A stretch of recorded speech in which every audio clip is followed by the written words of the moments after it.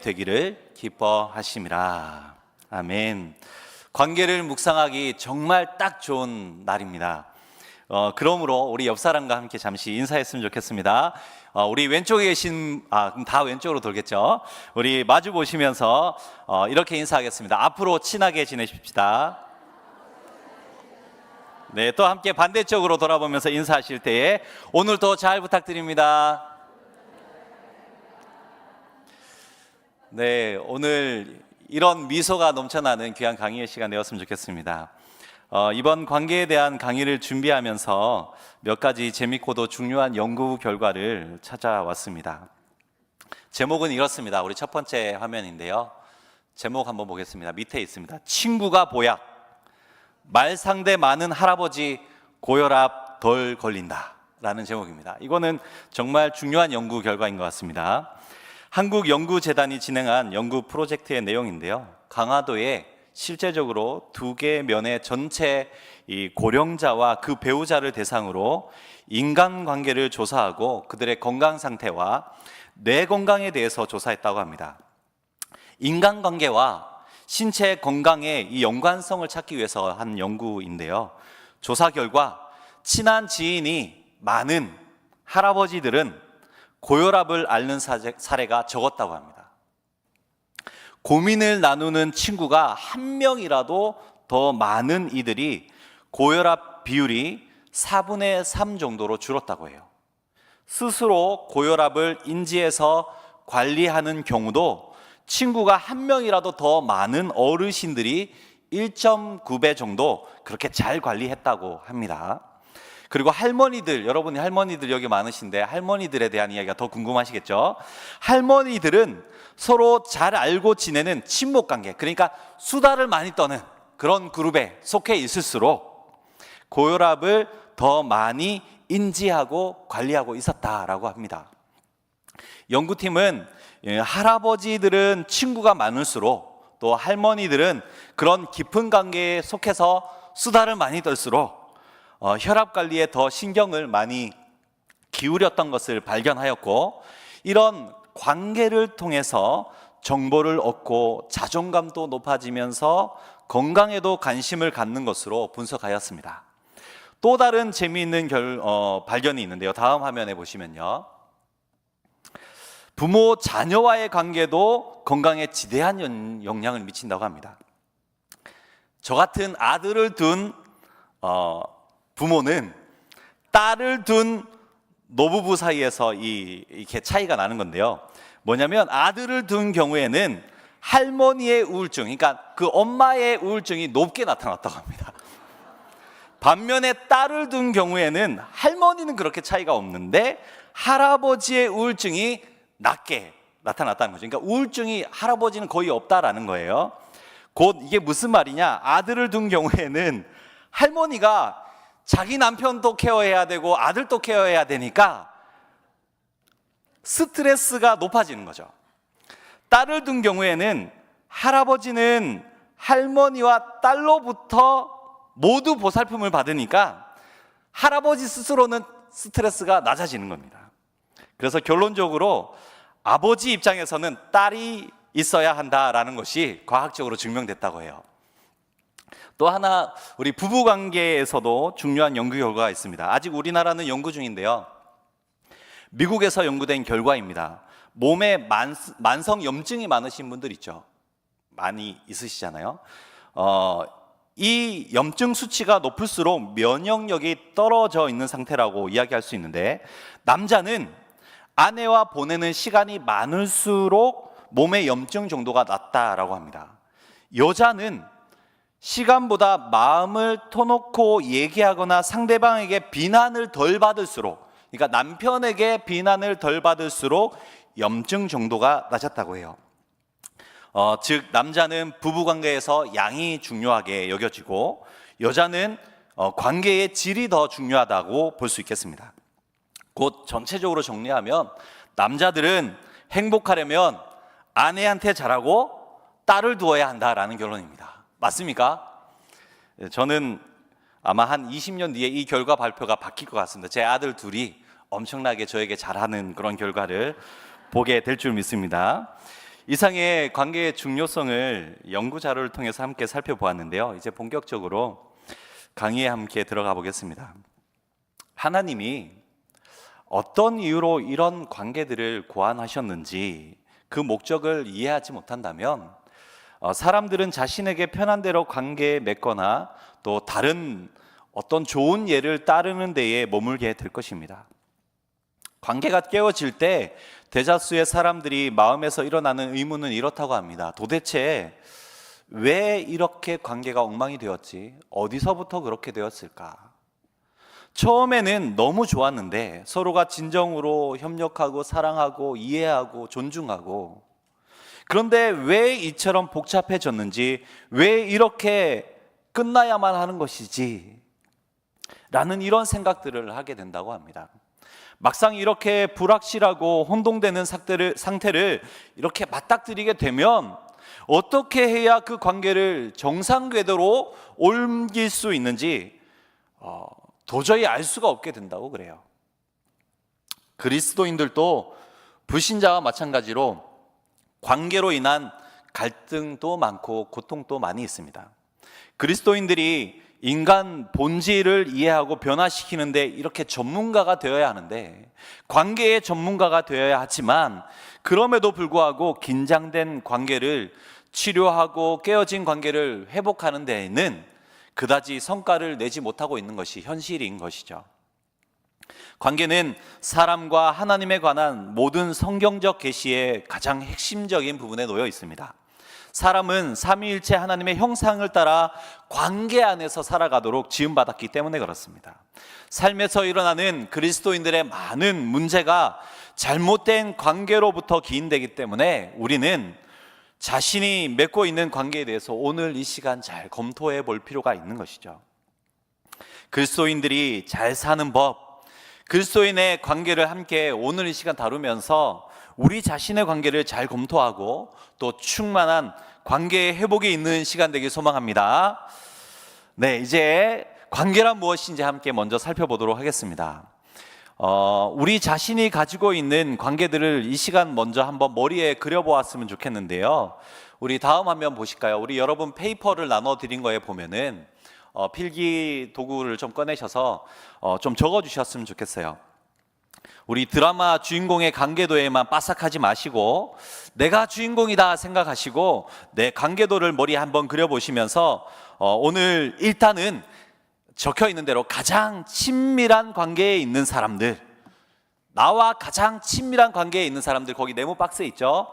거기에다가 이름을 적기 뭐하면 여 사람이 자꾸 볼 것 같다 그러면 그 별칭 있죠? 별칭, 옆집 뭐 누구누구 엄마 적어도 좋습니다. 한번 이 시간 잠깐의 시간을 드릴 텐데 한번 적어보시기 바랍니다. 나와 가장 친밀한 관계에 있는 사람.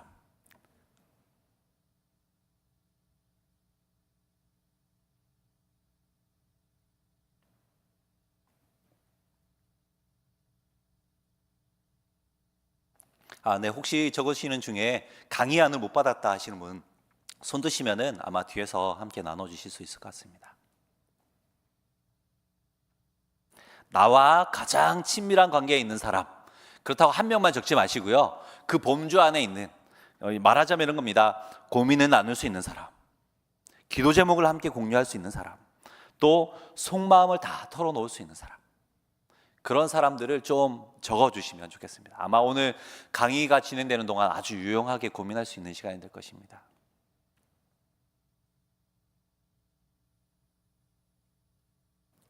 예, 많으신가 봐요. 아직까지 적고 계신 분들이 많이 있는데, 네, 많으신 거 너무 좋은 것 같습니다. 네, 자, 그럼 나는 2명 이상이다 한번 손 들어봐 주십시오. 2명 이상이다.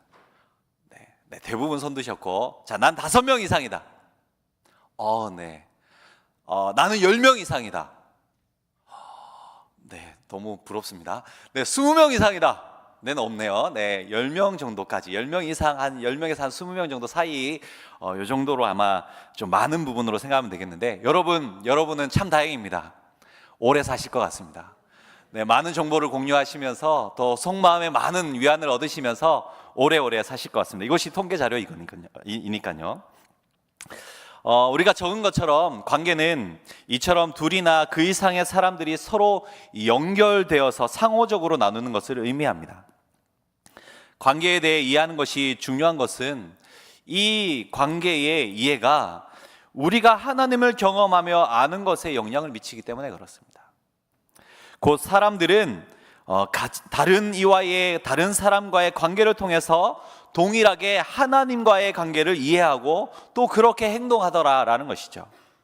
나와 하나님과의 관계, 나와 다른 사람과의 관계, 이 두 가지 영역에 동일한 원리가 적용된다라는 것입니다.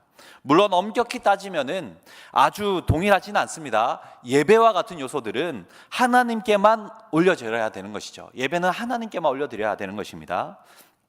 이런 부분들을 제외하고 많은 사람들이 하나님과 친밀한 관계에 있지 않거나 또 하나님과 어떻게 관계해야 될지 모르기 때문에 사람들과의 관계에서도 어려움을 겪거나 바르게 관계를 맺지 못하는 경우가 많다라는 것이죠. 그 반대도 마찬가지입니다. 우리가 가지고 있는 이러한 관계를 세우는 데에는 어떤 공통적인 요소가 있습니다. 공통된 관심사가 있을 수 있고 일치하는 목표가 있을 수 있는 것이죠.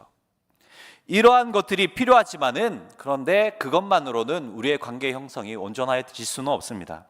결혼 생활, 동업도 있고 또 정치적인 연합들 등에서도 공통된 관심사와 또 일치하는 목표 둘 다를 가지고 출발하지만 나중에는 보니까 깨어지거나 궤도에서 벗어나서 파괴되는 경우도 많더라는 것입니다.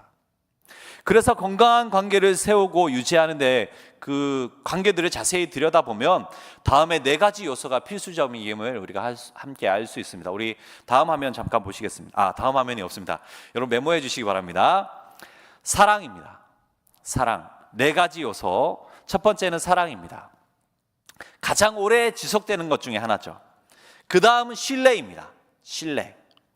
가장 깨어지기 쉬운 것입니다. 신뢰. 존중, 그 다음 존중과 명예입니다. 존중, 명예. 가장 소홀히 여겨지기 쉬운 것이죠. 그 다음 이해입니다. 가장 오래 걸리는 것입니다. 이해하기가 얼마나 어려운지 가장 오래 걸리는 것이죠. 이상의 4가지인데요. 더 중요한 것들이 개입될 수도 있지만 이것들은 기본적인 관계를 세우는 데에 필수적인 요소라 할 수 있겠습니다.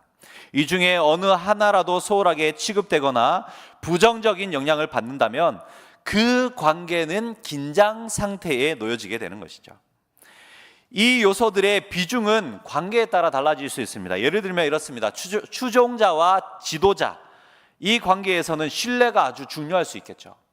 그리고 고용주와 고용인 사이에서는 존중이 중요할 수 있겠습니다. 그런데 가족 사이에서는 또 사랑의 요소가 중요하게 취급되어질 수 있죠. 그리고 이 다양하게 표현될 수도 있습니다. 이러한 4가지 요소들은 다양한 모양으로 모습으로 나타난다는 것인데요. 사랑은 모든 관계에 꼭 필요하지만 남편과 아내의 사랑처럼 나타나지는 않더라라는 것입니다. 친구들 사이에서는 이 사랑이 다른 모양으로 나타나는 것이죠. 우정.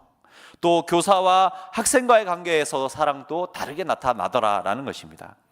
그리고 이 4가지 요소들은 서로 대체될 수도 없습니다. 그것이 비어있다고 해서 다른 것으로 채울 수 없다라는 것이죠. 다른 요소를 더 강화해도 결여된 그 요소를 대신해 줄 수가 없더라라는 것입니다. 예를 들면 이렇습니다. 나는 그분을 신뢰하지 않지만 아직 그분을 사랑합니다 라고 이야기할 수 없다라는 거예요. 신뢰하지 않는데 사랑한다? 그렇게 이야기할 수 없다라는 것입니다. 사랑이 신뢰의 빈자리를 대신하지는 않습니다. 그리고 또 이렇게 이야기할 수 있죠. 나는 그녀를 존중하지 않지만 그녀를 정말 이해합니다. 그렇게 이야기할 수 없다라는 거예요. 존중하지 않는데 이해하고 있다라고 그렇게 이야기할 수 없다라는 거예요. 이렇듯 하나가 약하면 관계는 흔들리게 됩니다. 2개가 약하면 의심할 여지 없이 그 관계는 파괴되어질 것입니다. 관계가 깨어질 때 나타나는 그런 증상들이 다음 화면에 준비되어 있는데요. 관계가 흔들리고 파괴되어질 때 다음과 같은 증상들이 나타난다고 합니다. 여러분 한번 잘 보시기 바랍니다. 자기를 정당화합니다. 반박합니다. 그리고 변명합니다. 혼란을 느끼죠. 합리화하게 됩니다. 그리고 없는 것까지, 아니면 과거에까지 들춰내죠. 그리고 감정을 더욱더 전이시킵니다. 고통을 겪죠. 분노가 여기까지 올라옵니다. 그리고 죄책감, 두려움을 갖게 되고, 결국 그것이 반복되면 반복되어질수록 무감각해지고 무관심해집니다. 결국 공격적으로 변하고 폭력적인 행동들이 나타나게 되죠. 이러한 상태 다 경험해 보셨지 않습니까? 모두는 아닐지라도 몇 가지 요소라도 한 번쯤은 경험해 보셨을 것입니다. 혹 이러한 상태에 있는 분들이 계십니까? 이러한 상태에 있는 분들이 있다면 한번 깊이 오늘 이 관계를 묵상하면서 깊은 회복이 있길 소망합니다. 그렇다면 이렇게 깨어진 관계를 우리는 어떻게 회복할 수 있을까요? 여러 가지 깨어질 수 있는 증상들까지 살펴보았고, 또 우리가 이미 경험했던 부분들임을 우리가 인지했는데, 그렇다면 이렇게 깨어진 관계를 우리는 어떻게 극복할 수 있겠냐라는 것입니다. 오늘날에도 여러 관계 속에서 문제는 여전히 존재합니다. 종족 간에, 또 가족 간에, 또 어쩌면 나라와 나라 간에 그런 관계의 문제들은 여러 가지 존재합니다. 특별히 우리 삶의 영역 안에도 존재하죠. 그리고 이 관계의 회복을 위해서 우리가 끊임없이 노력도 합니다. 이 노력은 사라진 적이 없죠. 날마다 노력하죠. 생각하죠. 참된 관계의 회복을 위한 노력은 날마다 하고 있더라라는 것입니다. 그것이 괴롭기 때문에 그렇습니다. 그것이 나를 항상 괴롭히기 때문에 그런 것이죠. 관계 회복을 가능케 할 역동적이고도 효과적인 방법을 찾으며, 그런 관계 회복에 대한 깊은 열망을 가지고 여전히 노력하고 끊임없이 새로운 방법들을 강구하지만, 결국 온전히 관계를 회복하지 못하고 있는 것이 우리의 모습들이더라라는 것이죠. 수없이 노력하였는데 왜 관계 회복이 이루어지지 않는지 이상히 여길 뿐 뾰족한 방법은 계속해서 나타나지 않고 있더라라는 것입니다. 그렇다면 온전한 관계 회복의 방법이 어디에 있을까요? 도무지 있기나 한 것일까요?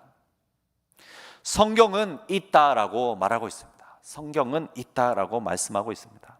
오직 성경만이 진정한 관계 회복을 위한 분명한 길을 제시하고 있더라라는 것입니다. 물론 하나님이 보이신 관계 회복의 방법은 도무지 인간의 편에서는 이룰 수가 없는 것이었습니다. 오직 하나님께로부터 주어진 은혜였기 때문에 그렇습니다. 하지만 이제 그 회복을 우리에게 보여주셨고, 그 회복을 나누는 삶을 위해서 그 길을 보여주셨다면 따르며 전해야 함이 우리에게 주어진 책무인 것이죠. 그렇다면 관계 회복을 위해서 하나님이 우리에게 보이신 방법, 그것은 어떤 것들이 있을까요? 많은 것을 성경이 이야기하지만 오늘 우리는 세 가지만 함께 살펴보도록 하겠습니다. 관계 회복을 위해서 하나님이 우리에게 주신 첫 번째, 그것은 하나님은 나를 인격체로 대해 주셨다라는 것입니다. 하나님은 나를 인격체로 대해 주셨다. 이것이 화해를 시작하는 하나님의 방법이었습니다. 범죄한 아담과 하와를 찾으려고 에덴 동산에 오셨을 때에 제일 먼저 물으신 것이 이것이었습니다. 너희가 어디에 있느냐? 너는 어디에 있느냐? 이렇게 물어보셨죠. 하나님이 에덴 동산에 찾아오셔서 아담과 하와에게 너희가 무엇을 하였느냐? 왜 하지 말라는 것을 하였느냐라고 먼저 책망하지 않으셨다라는 것입니다. 하나님은 그들이 숨었음을 알심에도 불구하고 그들을 먼저 찾으신 것이죠. 너희가 어디에 있느냐? 그들 자체에 대한 걱정을 먼저 하셨다라는 것입니다. 화해는 사람들이 하는 것이지 문제가 화해하는 것이 아닙니다. 문제는 해결해야 하는 것이고 사람이 먼저 화해되어야 하는 것이죠. 사람들은 발생한 문제에 빠져서 서로에 대한 인격적으로 생각하는 것을 잊어버리곤 합니다. 사람과 사람 사이의 사랑, 신뢰, 존중, 이해, 아까 함께 살폈던 이 네 가지 요소를 기억하고 있는 것이 아니라 관계가 끊어졌을 때에 문제에만 집중하더라라는 것입니다. 그러므로 우리는 먼저 서로를 한 인격체로서 발견해야 하는 것에 먼저 초점을 맞춰야 합니다. 다시 말씀드리지만 쌓여있는 문제와 우리의 이 관계를 혼동하게 되면 우리가 발견하는 것은 계속해서 문제만 발견하게 될 뿐이지 결단코 서로를 발견할 수 없다라는 것이죠. 문제만 발견하게 됩니다. 서로를 발견할 수 없게 됩니다. 그러므로 의도적으로 서로의 이 차이, 이 문제를 한쪽 구석에 밀어놓아야 합니다. 그리고 집중해야 되는 것은 서로를 인격체로 발견하게 될 때까지 그 문제를 무시해야 하는 것이죠. 하나님은 그렇게 행해 주셨던 것입니다. 특별히 구속은 이런 면에서 사람 사이의 모든 관계에서 화해를 위한 좋은 모델이 됩니다. 구속, 십자가의 은혜. 우리는 문제, 자기 방어, 대책, 자기 해석 등의 모든 것을 내려놓아야 합니다. 관계의 문제가 발생했을 때, 관계가 깨어졌을 때에 이러한 것들을 내려놓아야 한다는 것이에요. 문제, 자기 방어, 자기 논리, 자기 이해, 자기 해석, 또 그 위에 있을 대책들, 이 모든 것을 내려놓아야 한다라는 것입니다. 우리가 주장하고 있는 자기 논리와 옹호하고 있는 그 진리조차도 일단 다 내려놓고 하나님이 보이신 것처럼 화해부터 시작해야 한다라는 것이죠. 물론 하나님도 우리와의 관계에 있는 그 문제 해결에 깊은 관심을 가지셨습니다. 너는 이런 문제를 가지고 있지. 더 이상 용납할 수가 없구나. 항상 이런 문제가 너와 나 사이에 모든 것을 가로막고 있는 것이 오늘의 모습이란다. 그러므로 너는 이 문제를 즉시 해결하고 난 후에 나에게 오거라 라고 하실 수 있지만 그러지 않으셨다라는 것입니다. 하나님은 그렇지 않으시고 지속적으로 인내하셨던 것이죠. 그리고 언제나 먼저 우리와 화목하신 후에 문제를 해결해 주셨습니다. 문제가 해결될 때 화해되는 것이 아니고 화해하고 난 이후에 문제가 해결되어진다라는 것입니다. 문제 해결은 화해의 결과라고 할 수 있는 것이죠. 인격체로 먼저 바라보시기 바랍니다. 문제를 뒤로 하고 상대방을 관계 안에 있는 그 분을 인격체로 먼저 바라보시기 바랍니다.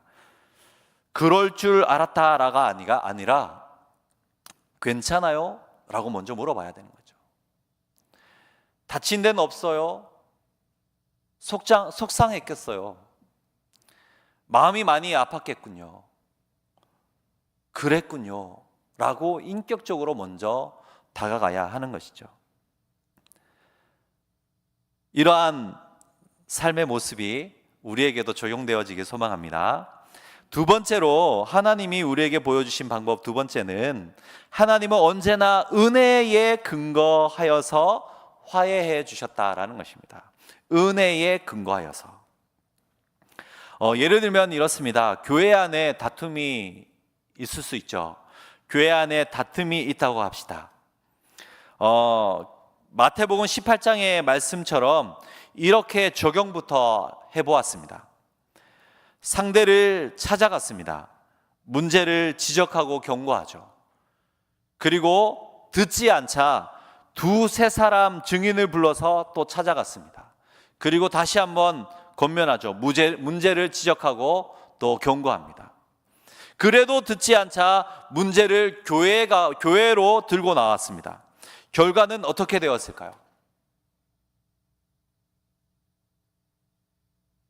결과는 어떻게 되었을까요? 결과는 몹시 더 악화되어졌던 것입니다. 왜 그렇습니까? 은혜에 근거하지 않는 이러한 적용은 문제를 더 악화시킬 뿐이기 때문에 그렇습니다. 참고 내가 지금까지 이렇게 또 공동체가 이렇게까지 말로 했으니 몇 번이나 당신에게 경고했으니 우리의 역할은 여기까지요. 그 다음은 당신이 알아서 하시오. 라는 식은 안 된다라는 것이죠. 화해는 언제나 은혜의 근거에서 이루어져야 합니다. 조건이 없는 것이죠. 은혜라는 말은 단순히 아무런 조건이 없이 서로에게 다가가는 것입니다. 아무런 조건 없이 서로에게 먼저 베푸는 것이죠. 그것이 은혜인 것입니다. 이러한 은혜에 근거하는 그 위에서의 화해만이 하나님께서 이루어 주시는 온전한 관계 회복의 역사를 이루어질 수 있더라라는 것입니다. 그러므로 아무런 조건 없이 다가가셔서 화해에 임하시기 바랍니다. 세 번째로 하나님이 우리에게 보여주신 이 회복의 방법은요, 갈등 유무와 상관없이 화해하셨다라는 것입니다. 갈등 유무와 상관없이 화해하셨다. 무슨 말이냐면 우리의 연약함과 죄성으로 인해서 여전히 하나님과의 우리와의 사이에 갈등이 존재할 수 있고 또 긴장이 존재하지만 하나님과 사람의 관계를 회복시킨 그리스도의 십자가는 그런 죄성과 여전히 남아있는 우리의 연약함들과 상관없이 영원히 그 십자가의 은혜는 유효하더라라는 것입니다. 잘 이해가 안 되시죠? 정리하면 하나님은 오늘도 자꾸만 죄로 향하는 우리를 결단코 포기하지 않으셨다라는 것입니다. 여전히 죄로 향할 것을 아심에도 불구하고 우리를 포기하지 않으셨다라는 것이죠. 진정한 화해는 이처럼 여전히 관계 안에 어려움이 존재할 수 있고 문제가 있을 수 있고 여전히 다툼과 분쟁이 있을 수 있다라는 것이 인지되어지더라도 그것이 관계에 아무런 영향을 미치지 않아야 한다라는 것입니다. 결코 관계를 포기해서는 안 된다라는 것이죠. 그것 때문에 관계가 더 깨어지는 그런 상황으로 가지 않도록 힘써야 한다라는 것입니다. 하나님은 그러한 관계 회복을 우리에게 보여주셨습니다. 우리에게 여전히 오늘 모여있는 우리에게 여전히 죄성이 있고 여전히 연약함이 있고 여전히 하나님께 반항하는 우리이지만 하나님은 그 십자가의 효력을 오늘도 우리에게 멈추지 않으셨다라는 것입니다. 그러므로 오늘 우리도 이 관계의 회복에 있어서 인격체되는 그 관계의 회복에 있는 그 인격체를 포기하거나 또 결단코 멈추어서는 관계 회복을 멈추어서는 안 된다라는 것입니다. 하나님은 이렇듯 우리와의 관계 회복을 위해서 모든 것을 보여주셨습니다. 그리고 그대로 실천해 주셨죠. 이제 결론으로 하나님이 보이신 이 관계 회복을 적용함에 있어서 실질적인 몇 가지 제안을 함께 살피고 마치도록 하겠습니다. 화해를 위한 그리스도인의 태도는 이러해야 합니다. 우리 세 가지를 한번 살펴볼 텐데요. 세 가지를 한번 적어보시기 바랍니다. 화해를 위한 그리스도인들의 태도는 세 가지, 다음 세 가지입니다. 자발적으로 선택해서 화해해야 합니다. 자발적인 선택. 무슨 뜻이냐면 자발적으로 내가 먼저 그에게 다가가야 한다는 것이죠. 내가 먼저 그에게 다가가야 합니다. 그리고 두 번째는 참된 회개가 있어야 합니다. 그리스도의 몸 안에 있는 모든 관계를 묶어주는 것이 성령입니다. 관계를 깨트리는 행동과 그런 반응은 그러므로 성령을 슬프게 하는 것이죠. 그러므로 참된 회개를 하여야 합니다. 그런데 이렇게 생각하는 때가 있죠. 내 잘못이 아닌데 나는 억울한데 그럼에도 불구하고 내가 회개를 해야 한다고요? 라고 생각할 수 있습니다. 답은 회개를 해야 합니다. 왜일까요? 이 관계의 깨어짐이 성령님을 슬프게 했다라는 것이죠. 내가 어떤 상황과 환경 가운데 있었는지는 성령께서 다 아시죠. 그런데 내 잘못이 아니지만 이 관계에 좀 단절이 오는 가능성들이 생겼다. 그로 말미암아 회개를 해야 된다라는 것은 그 이유는 다시 한번 말씀드리지만 성령을 슬프게 했기 때문에 그렇습니다. 그러므로 억울한 우리의 모습이지만 하나님 앞에 하나님, 제가 의도한 것은 아닌데 회개합니다 라고 회개할 필요가 있다라는 것이죠. 이것이 그리스도인의 태도입니다. 그리고 세 번째로, 이전에도 말씀드렸지만 상대방에 대한 인격적인 발견을 해야 됩니다. 상대방을 문제 덩어리로 보면 안 됩니다. 인격체로 바라봐야 한다라는 것이죠.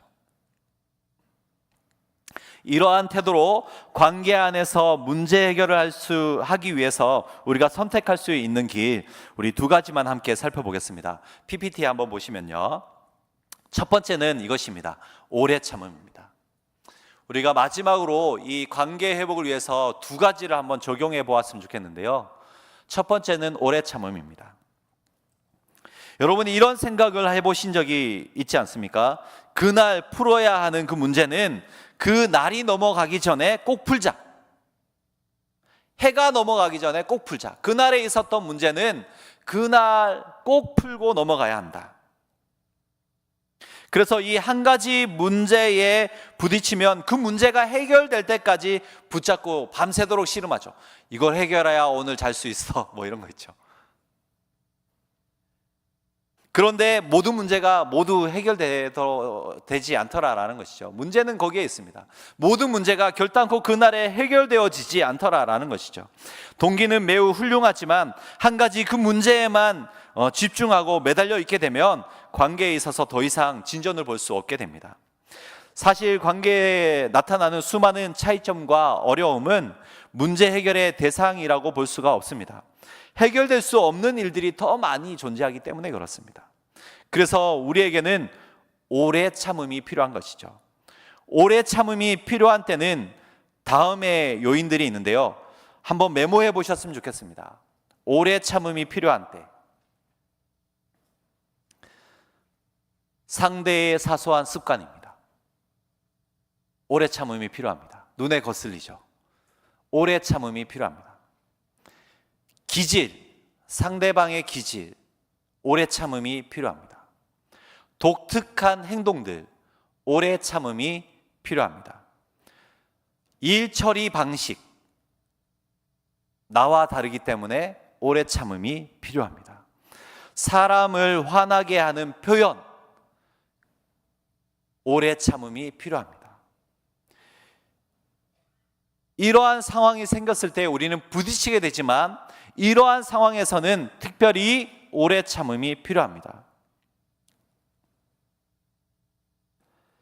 내게 이러한 것들이 평소에는 괜찮다가 서로 간에 거리가 생기려고 할 때 이런 부분들이 생기게 되는 것이죠. 오래 참음은 다른 사람의 실수나 연약함에 대해서 화내거나 짜증 부리지 않을 수 있는 그런 능력을 말합니다. 참음은 어떤 일에 대해서 단순히 방관하거나 용납하거나 견디는 것이 아닙니다. 이 오래 참음이라는 것은 적극적으로 다른 사람의 짐을 함께 지는 것이죠. 그 사람의 허물을 함께 지는 것입니다. 연약함을 함께 지는 것입니다.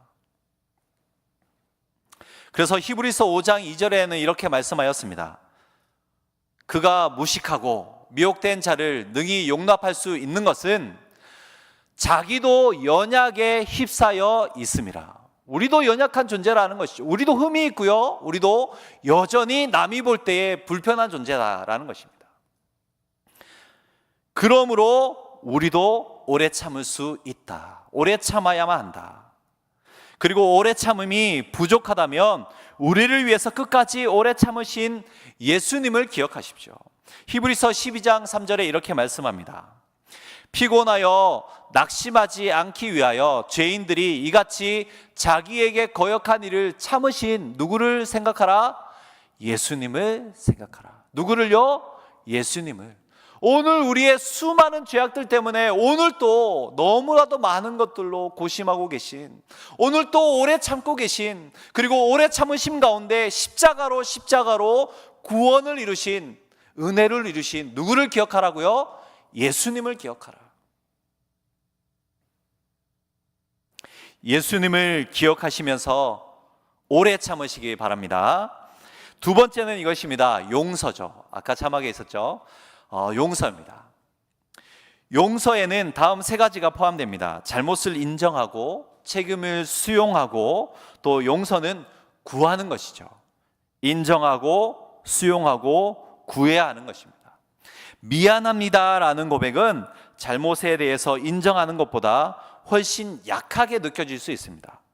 사과는 하지만 상대방에게 일어난 어려움은 이제 그가 감당해야 되는 몫이지, 이미 나는 사과했으니 상대가 내게 분노할 필요가 없다라고 선을 그어주는 그런 행동이 될 수 있거든요. 그렇기 때문에 우리는 솔직하고 정직하게 이렇게 고백해야 하는 것이죠. 잘못했습니다. 당신을 상하게 했으니 제 책임입니다. 용서해 주십시오 라고 이야기하는 것이 맞는 표현이죠. 상대가 잘못을 인정하고 용서를 구할 때는 예수님의 말씀대로 70번씩 7번이라도 용서해야 합니다. 그렇게 상대방이 용서를 구하는 모든 상황들 가운데서는 그리스도인으로서 계속해서 용서하고 용서해야 한다라는 것입니다. 하지만 그 전에 용서에 대한 몇 가지 오해는 풀어야 합니다. 용서는 잘못된 어떤 것을 옳다고 이야기하는 것, 괜찮다고 말하는 것이 결단코 아닙니다. 잘못은 잘못인 것이죠. 용서는 죄를 사하는 것과는 다르기 때문에 그렇습니다. 오직 하나님만이 우리의 죄를 사하실 수 있는 것이죠. 용서는 나에게 상처 입힌 사람을 향한 나의 이 감정을 정리하는 것입니다. 이 반응을 다루는 것이죠. 잘못에 대해서 이제 더 이상 비난하지 않는 것입니다. 더 이상 안갚음하지 않는 것이죠. 그 사람에 대해서 내가 더 이상 뭔가 해코지하지 않는 것입니다. 비난하지 않습니다. 안갚음하지 않는 것이 용서입니다. 또 용서는 의지적인 선택이라 할 수 있는 것입니다. 우리의 의지로 상대방을 얽어맬 수도 있고 자유케 할 수도 있는 것이죠. 다시 말해서 우리가 기억할 것은 용서할 때 문제가 종결되더라라는 것입니다. 이 일에 대해서 더 이상 언급하지 않겠습니다. 다른 사람에게 말하지도 않겠고 곰곰이 되뇌어서 자기 연민에 빠져서 다시 끌어내지도 않겠습니다. 모든 것을 다 용서하기로 했으니까요. 그러니까 다시 그 부분에 대해서 언급하지 않는 것이죠. 더 이상 그것이 문제가 나에게 되지 않는 것입니다. 그러므로 나도 자유하고 상대방에게도 자유하게 되는 것입니다. 그리고 이후에 다시 감정이 올라올 때도 있을 것입니다. 그러한 때에 우리에게 가장 완전한 정신적인 충고를 해주시는 예수님을 기억해야 합니다. 누구를 기억해야 한다고요? 예수님을 기억해야 합니다. 예수님이 아마 그러한 감정이 올라올 때 이렇게 이야기하실 것입니다. 어허, 그만, 어허, 내가 용서했잖니. 내가 용서했잖니. 어허, 그만. 그렇게 말씀하시는 예수님의 음성을 들어야 하는 것이죠. 부정적인 감정이 솟아날 때마다 상대를 위해서 기도하십시오. 그러한 마음이 다시 한번 올려오려고 할 때마다 상대를 위해서 기도하십시오.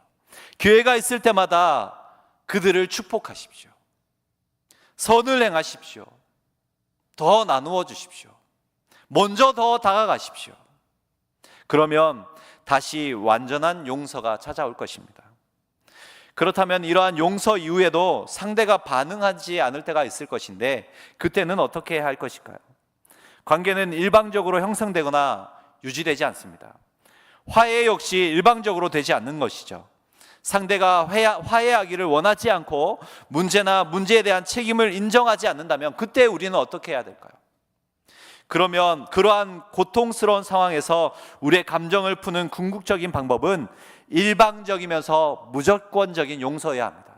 그때에도 일방적이면서 무조건적인 용서를 내가 해야 한다라는 것이죠. 예수님이 그렇게 하셨습니다. 예수님이 이렇게 마지막 기도하셨죠. 아버지, 저들을 사하여 주옵소서. 자기들이 하는 것을 알지 못합니다. 저들을 사하여 주십시오. 저들을 용서해 주십시오. 저들이 하는 것을 알지 못합니다. 비록 화해하지 못했다고 해도 용서는 이미 우리를 자유케 하고 악독과 원망이 들어오는 것을 방지합니다. 예수님은 화해를 거절하고 의도적으로 잔인하게 자신을 못 박았던 그러한 사람들에게 조금의 원한도 갖지 않으셨습니다. 일단 용서하면 우리는 아픔이나 상처를 치유받을 수 있는 것이죠. 화해되지 않는 관계에 대한 그 미래는 지금까지 내가 용서를 구했고 용서하였고 또 모든 것에 힘썼지만 회복되어지지 않은 그 관계에 대한 미래는 하나님 손에 맡겨야 한다라는 것입니다. 그러면 더 이상은 그러한 관계로 인해서 성장이나 평화가 위협받지 않게 되는 것입니다. 강의를 마무리하겠습니다. 하나님은 우리에게 특별한 직책을 주셨습니다. 그것은 바로 화목하게 하는 직책입니다. 그러므로 우리 그리스도인들은 화목이라는 것에 있어서, 관계라는 것에 있어서 마땅히 잘 살아야 하는 의무가 있는 것입니다. 마땅히 건강한 관계를 형성하고 마땅히 그러한 건강한 관계로 말미암아 하나님을 나타내어야 하는 그런 마땅한 의무가, 책무가 있다라는 것이죠. 우리가 먼저 함께 살펴봤던 골로새서 1장 20절 우리 함께 읽어보도록 하겠습니다. 함께 읽겠습니다. 시작. 그의 십자가의 피로 화평을 이루사 만물 곧 땅에 있는 것들이나 하늘에 있는 것들이 그로 말미암아 자기와 화목하게 되기를 기뻐하심이라. 아멘. 말씀처럼 관계의 회복은 누가 가장 기뻐하시는 것이라고요? 하나님이 가장 기뻐하시는 것이다. 이 화목이 하나님이 인생들을 지으신 목적이며 이를 위해 십자가가 있기 때문에 화목하는 직책을 감당해야 한다라는 것입니다. 때로는 답답하고 도무지 이해가 되지 않는 부부간의 관계 회복이 왜 필요합니까? 서로 부딪히지 않고 그냥 사는 것만 해도 너무나도 다행이지 않냐, 어디냐 할 수 있겠지만 그럼에도 불구하고 부부간의 관계 회복에도 집중해야 함은 그것은 누가 가장 기뻐하시는 일이기 때문이라고요? 하나님이요. 하나님이 가장 기뻐하시는 일이기 때문에 그렇습니다. 우리가 주변에 맺고 있는 관계에도 왜 집중해야 하고 상사와의 관계에도 이웃과의 관계에도 특별히 교우와의 관계에도 왜 우리가 굳이 손해보는 것 같은 것처럼 느껴질지라도 왜 집중하고 회복에 힘써야 합니까? 왜 굳이 그러한 모습으로 우리가 잘 살아가야 합니까? 누가 가장 기뻐하시기 때문이라고요? 하나님이요.